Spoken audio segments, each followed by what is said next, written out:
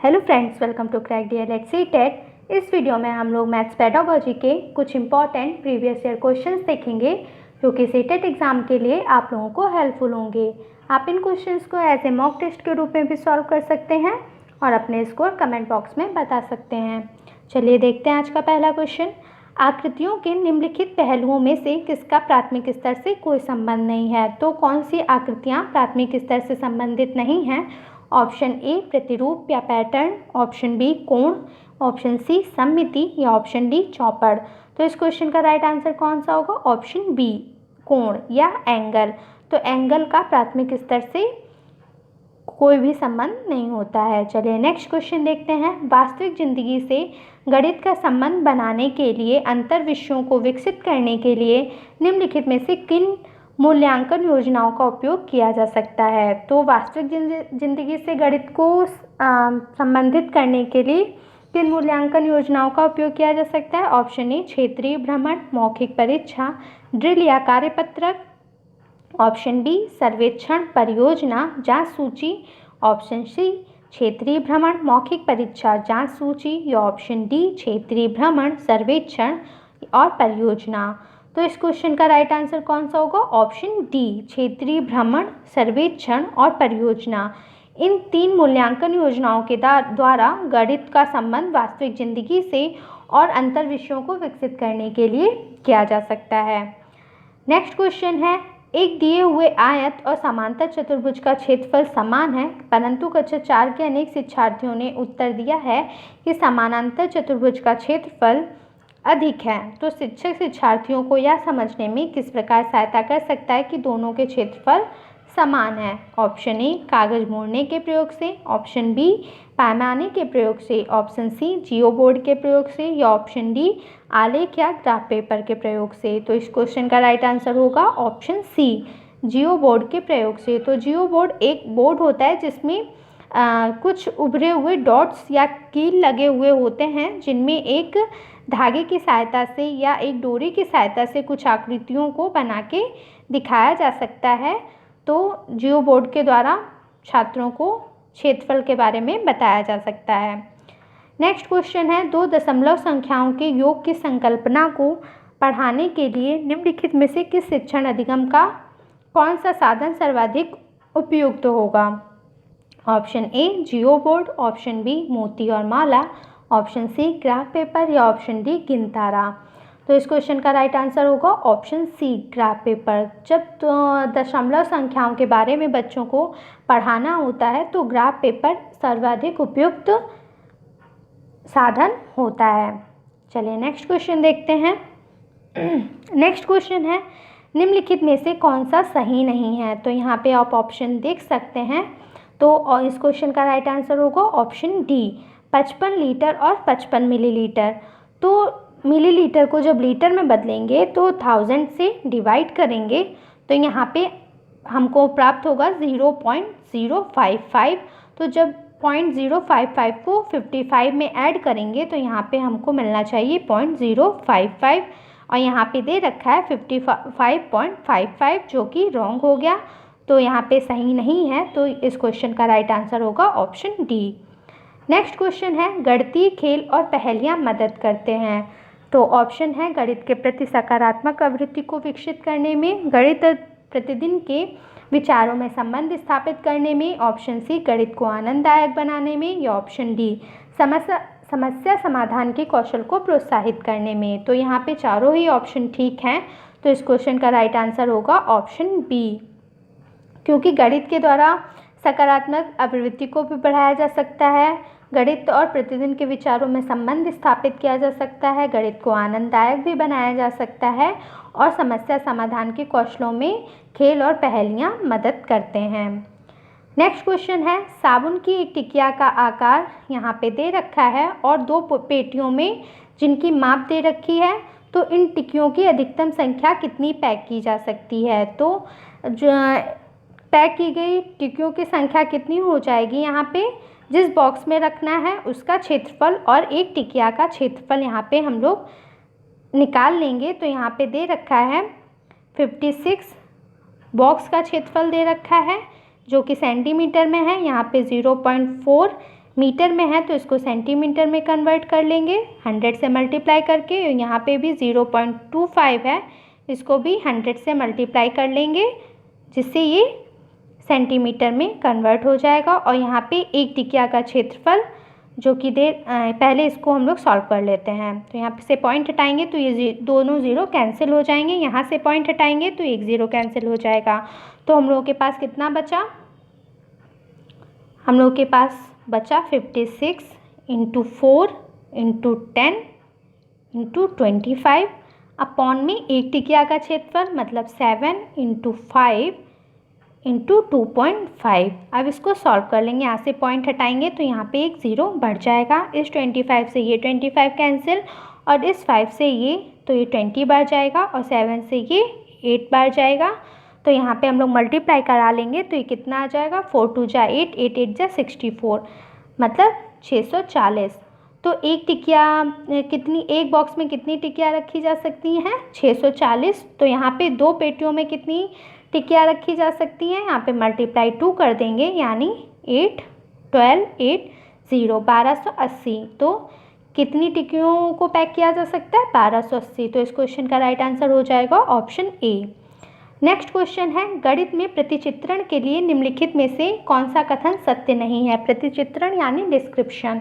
तो option A, प्रतिचित्रण स्थानिक चिंतन को बढ़ाता है। ऑप्शन बी, प्रतिचित्रण अनुपातिक विवेचन को प्रोत्साहित करता है। ऑप्शन सी, प्रतिचित्रण गणित पाठ्यक्रम का भाग नहीं है। या ऑप्शन डी, प्रतिचित्रण का गणित के विषयों से समाकलन किया जा सकता है। तो इस क्वेश्चन का राइट आंसर होगा ऑप्शन सी।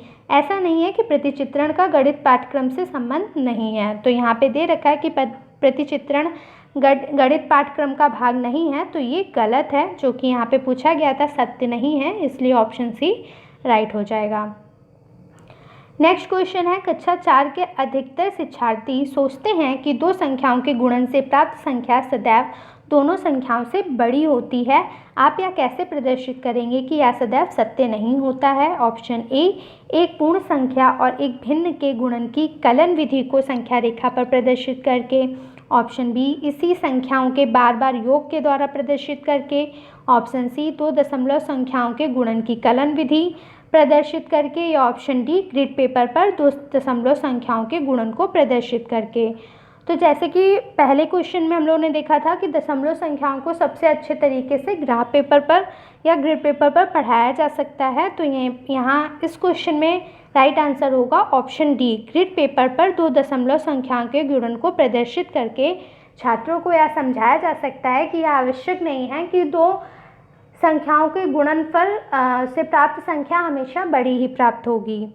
नेक्स्ट क्वेश्चन है, कक्षा 2 की एक शिक्षिका ने अपने विद्यार्थियों को 4 इकाई और 3 दहाई लिखने के लिए कहा। कुछ विद्यार्थियों ने यहाँ पे 34 के स्थान पर 43 लिखा है। तो एक शिक्षिका के रूप में आप विद्यार्थियों को संकल्पना को कैसे समझाएंगी। ऑप्शन ए, हमेशा दहाई और इकाई के स्तंभों में लिखना सिखवाएंगी जिससे कोई भ्रम ना हो। ऑप्शन बी, स्तंभ विधि में अभ्यास कराने के लिए बहुत सारे प्रश्न देंगी। ऑप्शन सी, विद्यार्थियों को गिनधारा पर प्रदर्शित करने के लिए कहेंगी और फिर लिखने के लिए कहेंगी। ऑप्शन डी, उन्हें बताएंगी कि यह गलत है फिर उन्हें सही उत्तर को 5 बार लिखने के लिए कहेंगी। तो यहाँ पे देख लेते हैं इसका उत्तर। यहाँ पे जैसा कि कहा जा रहा है कि बहुत सारे प्रश्न दिए जाएंगे, तो ऐसा किसी भी बच्चे को सिखाने के लिए यह तरीका सही नहीं है कि उनको बहुत सारे प्रश्न दे दिए जाएं। या स्तंभ में हर वक्त स्तंभ में लिखाना भी उचित तरीका नहीं है। या उनको गलत बता के और उनको 5 बार लिखने के लिए, तो ये रटने वाली विधि हो जाएगी, तो यह भी सही नहीं है। तो यहाँ पे ऑप्शन बचा सी जो कि राइट है कि विद्यार्थियों को गिनतारा पर प्रदर्शित करने के लिए कहेंगी। बालकों को स्वयं ही प्रोत्साहित करेंगे कि वो प्रदर्शित करें और उसके बाद लिखने के लिए कहेंगी। तो इस विधि में बालक खुद करके सीखता है, तो जो कि उपयुक्त है, इसलिए इस क्वेश्चन का राइट आंसर होगा ऑप्शन सी। नेक्स्ट क्वेश्चन है, प्राथमिक स्तर पर शिक्षार्थियों को माप का संदर्भ पढ़ाने के लिए निम्नलिखित में से कौन सा कथन सत्य है। तो प्राथमिक स्तर पर जो बच्चों को माप की अवधारणा समझानी होती है, तो यहाँ पे कौन सी प्रक्रिया सही होगी। ऑप्शन ए, अप्रामाणिक मापों का उपयोग प्रामाणिक मापों के बाद करना चाहिए। ऑप्शन बी, प्रामाणिक मापों का उपयोग अप्रामाणिक मापों के बाद किया जाना चाहिए। ऑप्शन सी, केवल अप्रामाणिक मापों का उपयोग करना चाहिए, या ऑप्शन डी अप्रामाणिक मापों का उपयोग नहीं करना चाहिए। तो इस क्वेश्चन का राइट आंसर होगा ऑप्शन बी, प्रामाणिक मापों का उपयोग अप्रामाणिक मापों के बाद करना चाहिए। अप्रामाणिक माप यानी आसपास की वस्तुओं से उनको माप की अवधारणा समझानी चाहिए, जैसे हथेली का प्रयोग कर सकते हैं, पेंसिल का प्रयोग, बॉक्स या कॉपी के द्वारा ही अप्रामाणिक माप बच्चों को सिखाई जानी चाहिए। उसके बाद प्रामाणिक मापों को बच्चों को बताया जा सकता है। नेक्स्ट क्वेश्चन है, संख्याओं के संदर्भ में प्राथमिक कक्षा के बच्चे अर्थात वे बच्चे जिनकी आयु 8 से 9 वर्ष है निम्नलिखित में से किस समुच्चय में प्रवीण हैं। तो 8 से 9 वर्ष के बच्चे हैं तो वो किस समुच्चय में प्रवीण होंगे। ऑप्शन ए वर्गीकरण, प्रत्यवर्तता, आनुपातिक विवेचन। ऑप्शन बी पंक्तिबद्धता, प्रत्यवर्तता, आनुपातिक विवेचन। ऑप्शन सी पंक्तिबद्धता, वर्गीकरण और आनुपातिक विवेचन। ऑप्शन डी पंक्तिबद्धता, वर्गीकरण और प्रतिवर्त्यता। तो इस क्वेश्चन का राइट आंसर क्या होगा। ऑप्शन डी आनुपातिक विवेचन 8 से 9 वर्ष के बालकों को नहीं पढ़ाया जाता, या 11 वर्ष से अधिक के आयु के बालकों को यह क्रिया सिखाई जाती है, रेशियो। तो जीन पियाजे ने अपनी 4 अवस्थाएं दी थी, उन्होंने उसमें बताया था कि जब बच्चे औपचारिक अवस्था में होते हैं तब उनको अनुपात की विवेचना सिखानी जानी चाहिए। तो इस क्वेश्चन का राइट आंसर होगा ऑप्शन डी। नेक्स्ट क्वेश्चन है, गणित से भयभीत होने और उसमें असफल होने के लिए निम्नलिखित में से किसे एक कारण नहीं माना जा सकता है। ऑप्शन ए कक्षाकक्ष के अनुभव, प्रतीकात्मक संकेत। ऑप्शन सी गणित की संरचना, या ऑप्शन डी लैंगिक भेद। तो इस क्वेश्चन का राइट आंसर होगा ऑप्शन डी लैंगिक भेद। लैंगिक भेद किसी भी तरीके से गणित में भयभीत होने के लिए उत्तरदायी नहीं होता है। नेक्स्ट क्वेश्चन है, किसी आयत की लंबाई उसकी चौड़ाई की 3 गुनी है, इसकी चौड़ाई एक वर्ग की भुजा का आधा है और जिसका परिमाप 72 सेंटीमीटर है। तब यहाँ पे आपको बताना है कि कौन सा ऑप्शन सही होगा। चलिए इसको सॉल्व करके देख लेते हैं। तो यहाँ पे दे रखा गया है कि आयत की चौड़ाई वर्ग की भुजा की आधी है और वर्ग का परिमाप दे रखा है 72 सेंटीमीटर। तो वर्ग का परिमाप 4 है, 72 सेंटीमीटर दे रखा गया है। तो यहाँ से हम लोग वर्ग की भुजा निकाल लेंगे जो कि 18 आ जाएगी। उसके बाद यहाँ पे कहा गया है कि आयत की चौड़ाई वर्ग की भुजा की आधी है, मतलब चौड़ाई हम लोगों को कितनी मिल जाएगी, 9 मिल जाएगी। और फिर कहा गया है कि लंबाई चौड़ाई की 3 गुनी है, मतलब लंबाई इस चौड़ाई की 3 गुनी है, यानी 27 हो जाएगी। तो यहाँ पे अब परिमाप निकाल के देख लेते हैं कि आयत का परिमाप कितना मिलेगा। तो आयत का परिमाप होता है 2 लंबाई प्लस चौड़ाई। तो लंबाई हम लोगों के पास कितनी आई थी 27, और चौड़ाई कितनी थी 9। 27 और 9 कितना हो जाएगा 36। तो जब 36 की 2 से गुणा करेंगे तो 72 मिल जाएगा। तो यहाँ पे वर्ग का परिमाप भी 72 है और आयत का परिमाप भी 72 है। तो इस क्वेश्चन का राइट आंसर कौन सा होगा। ऑप्शन ए, आयत और वर्ग दोनों के परिमाप बराबर हैं।